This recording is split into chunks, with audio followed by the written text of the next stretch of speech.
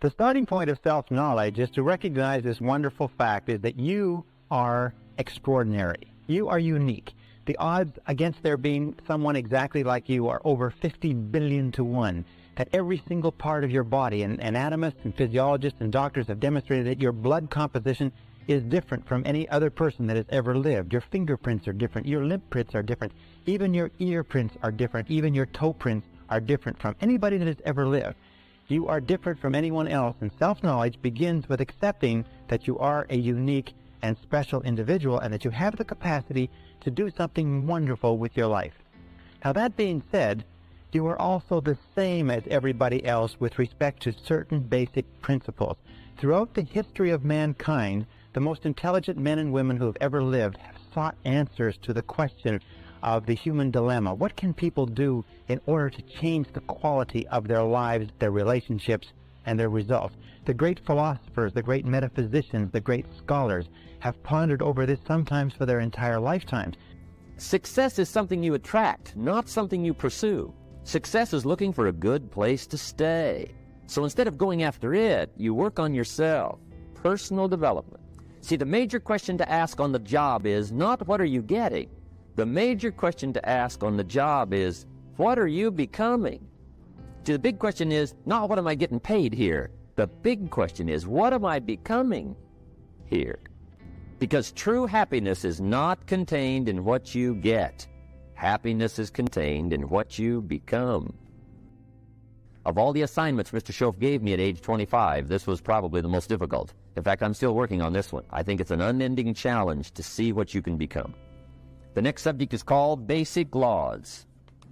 And it's good to study the basics. And I call these basics primarily because they come from the Bible. Now, I'm not a theologian or a minister, and that'll be apparent. But Mr. Schoaf taught me that the Bible was a good textbook for ideas and stories and success equations, how to live the better life. I found out that was true. He also taught me that the Bible is as practical as it is spiritual, and I found out that's true.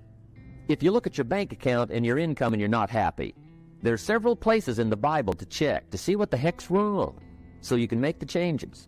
In our century, I know men and women who spent 10, 20, 30, 40, even 50 years studying success and achievement to find out what general rules and principles we can draw upon to be more successful.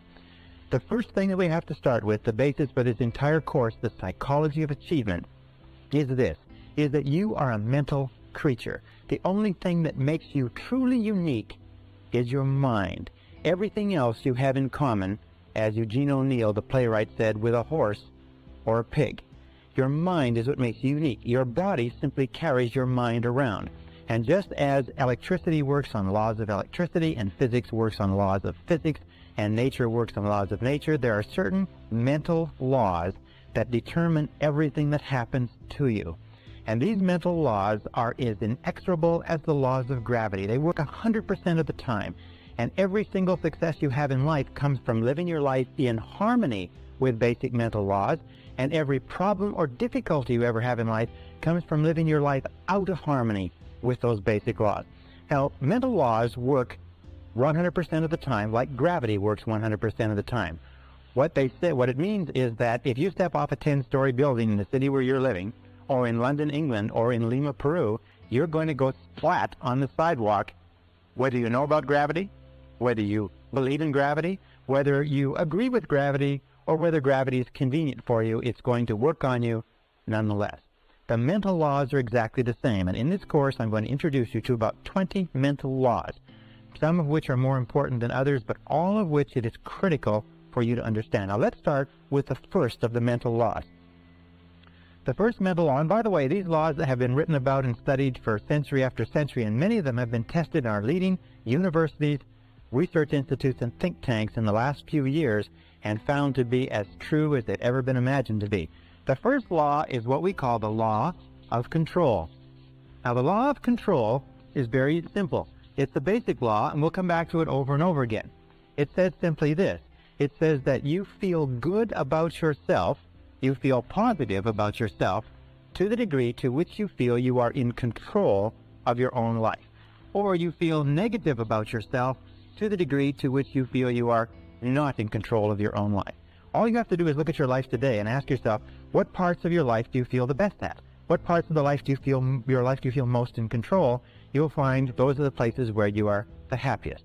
And since the supreme human good is to achieve a state of happiness, which is expressed in peace of mind and health and loving relationships, control is absolutely essential.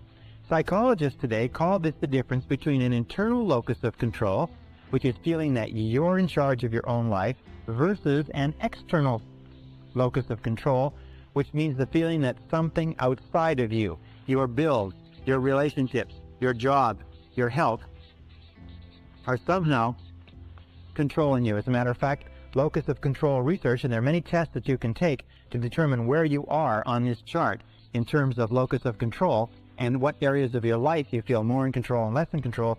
People with a very high internal locus of control are high achievers. They are more successful. They're more self-determined. They're happier. And many of the things we're trying to do in this course is to give you a far greater sense of control, of being in charge of every aspect of your life. Now, control begins with, first of all, your thoughts. Interestingly enough, your thoughts, what you think about things and how you think, determines your values. It determines what is going on inside you. Once they are stored away, your thoughts determine your feelings.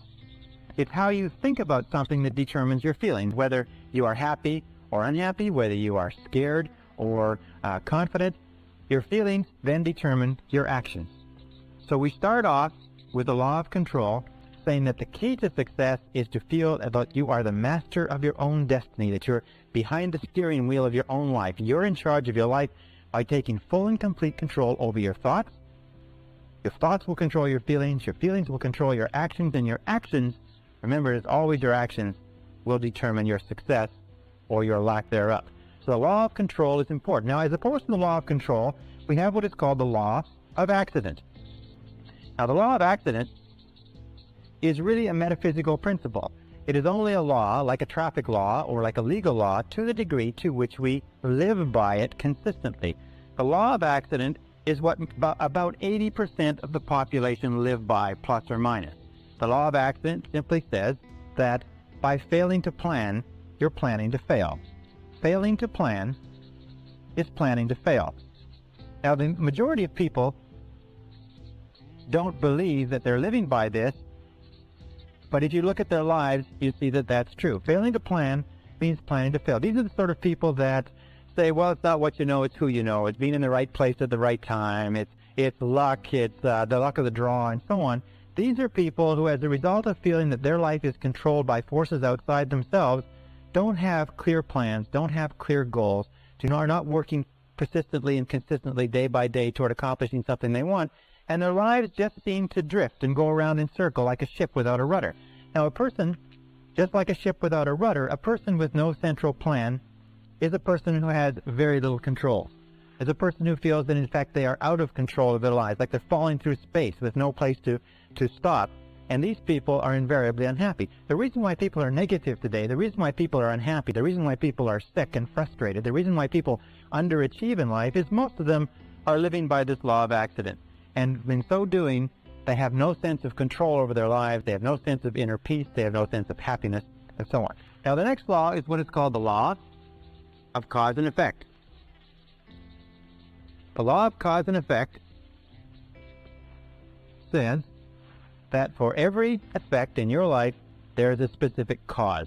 That everything that happens in the universe happens for a reason. That nothing happens by accident. That failure does not happen by accident and success does not happen by accident. That happiness or lack of happiness are a result of cause and effect relationships. That if you have an effect in your life that you want to have more of, more success, more money, more happiness, better health, you can trace it back to a cause.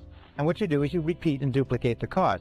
If you have an effect in your life that you want to have less of, and you have problems, difficulties, and so on, you can also trace that back to a cause. All progress in human life and human society stems back from identifying the causes of what we want more of or less of and changing the causes. Now, the law of cause and effect, of course, is the iron law of the universe.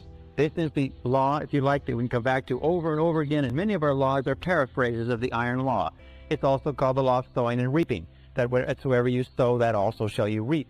But the iron law, the law of cause and effect, gives us a complete sense of control. If we believe that there's a cause and effect relationship, that everything happens for a reason, then we have a tremendous feeling of control in our lives. We can identify the causes, we can duplicate the causes, we can make our lives anything we want. The most important application of the law of cause and effect is this. It is that thoughts are causes. Thoughts are causes and conditions are effects. Thoughts are causes and conditions are simply effects. The starting point of everything is your thoughts about something. It's your thoughts about a job, your thoughts about a relationship, your thoughts about your health, your thoughts about your future. Your thoughts become causative agents. The conditions become the effects. That if you wish to change any of the conditions of your life, you have to change the thoughts that precede those conditions. You have to change what is going on in your mind. Now, wonderfully enough, there's only one thing in the whole universe over which you have complete control, and that is your thoughts. So if you take full and complete control over your thoughts and keep your thoughts on what it is you want, make them positive causes, the conditions or effects will take care of themselves with the inexorability of a law of nature. Now, the next law is what is called the law of belief. A law of belief simply says that whatever you believe with feeling, and this is the key, with feeling, and the more emotion you put into a belief, becomes your reality. It becomes your reality because you will always act in a manner consistent with your beliefs. As a matter of fact, your entire reality right now is simply an outward picturing of your most intensely held beliefs. If you believe something that is positive or believe something that is negative, or as Henry Ford said, if you believe you can do a thing or if you believe you cannot, you are right. Our beliefs do form our realities. To the degree to which we believe anything to be true, our beliefs act as sort of like a screen. They filter out any information that is inconsistent with our beliefs. We have a deep down desire inside of us to remain consistent. So we're always trying to view our world, rationalize our world, interpret our world so that it is consistent with what we have already decided to believe. We develop what is called scotomas. A scotoma is a word in psychology that simply says that we develop blind spots.